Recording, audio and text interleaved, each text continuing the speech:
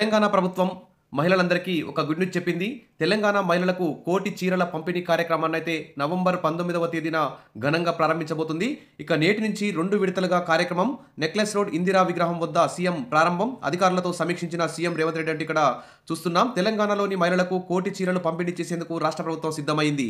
ఇందిరాగాంధీ జయంతి సందర్భంగా ఇందిరా మహిళా శక్తి చీరలు పంపిణీ కార్యక్రమాన్ని ముఖ్యమంత్రి రేవంత్ రెడ్డి బుధవారం ప్రారంభించనున్నట్లు మంత్రి సీతక్క అయితే వెల్లడించారు.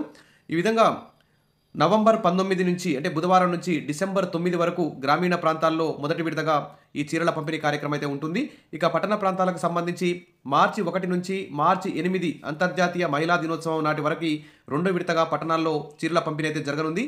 ఈ విధంగా 2 విడతలుగా గ్రామీణ ప్రాంతాల్లో నవంబర్ 19 నుంచి డిసెంబర్ 9 వరకు, పట్టణ ప్రాంతాల్లో మార్చి 1 నుంచి మార్చి 8 వరకు మహిళలందరికీ కోటి చీరల పంపిణీ కార్యక్రమాన్ని తెలంగాణ ప్రభుత్వం ప్రతిష్టాత్మకంగా చేపట్టనుంది.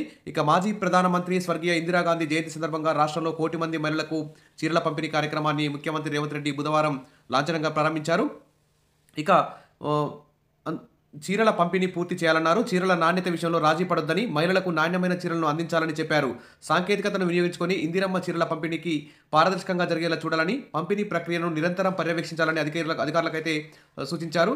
ఈ విధంగా సీఎం రేవంత్ రెడ్డి అయితే ఇక్కడ అధికారులతో కీలక సమీక్ష సమావేశం నిర్వహించారు.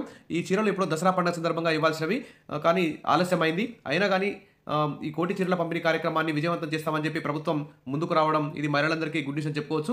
సరే, ఏది ఏమైనా మంచి నాణ్యత గల, మంచి క్వాలిటీ గల, అందమైనటువంటి చీరలు ఇస్తే మహిళలందరూ కూడా చాలా సంతోషపడతారు. Wish all the best. మీ అందరికీ చీరలు త్వరగా ఇవ్వాలని చెప్పి ఆశిస్తూ సబ్స్క్రైబ్ చేసుకోండి, వీడియోస్ లైక్ చేయండి. Thank you.